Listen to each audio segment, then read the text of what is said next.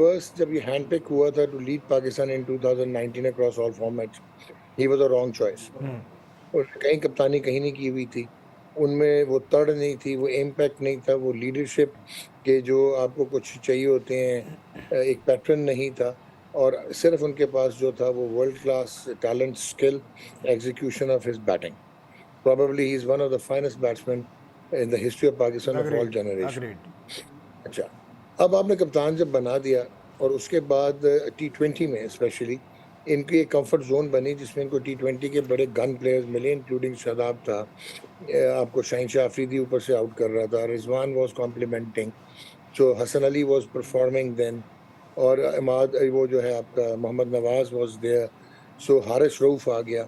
तो ये एक टीम बनी और इस टीम की जो खासियत मुझे नजर आई, जो कि शायद पिछली टीम जिनमें लेजेंड्स भी थे वो नहीं कर सकती थी, इनमें एक बॉन्डिंग थी और ये बहुत ग्लूड थे, ये बड़े यूनिटी के साथ जो है एक टीम थी, ये इंडिविजुअल्स नहीं थे 11। फिर इन्होंने परफॉर्म किया 2021 के T20 वर्ल्ड कप के, अगर आप सेमीफाइनल, 2022 का वर्ल्ड कप का फाइनल, तो व्हाट एल्स यू नीड। और अभी भी आप रिकॉर्ड देखें तो शायद सरफराज का रिकॉर्ड को बेहतर बाबर ने किया है तो T20s में। ये तो हो गया एक सेट। दूसरा सेट ये है कि जिस वक्त आपकी मैनेजमेंट वीक होती है, एडहॉकिज्म लगा होता है, सालों साल आप बीओजी नहीं बना सकते, तो उसमें ये प्लेयर पावर तो आई। और जब प्लेयर पावर आई, क्योंकि आईसीसी रैंकिंग्स आ रही थी, उसका सक्सेस स्टोरी थी, तो वहां पे ऐसे लगा मुझे कि थोड़े से अपने कंफर्ट जोन में इन्होंने बाकी किसी को आने नहीं दिया।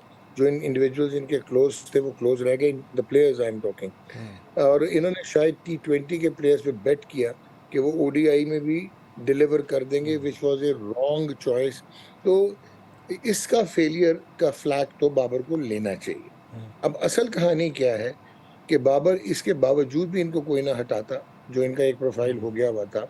कहानी शुरू होती है जब PSL 8 में मोहम्मद रिजवान ने सरोगेट कंपनी का लोगो लगाने से ओह इनकार कर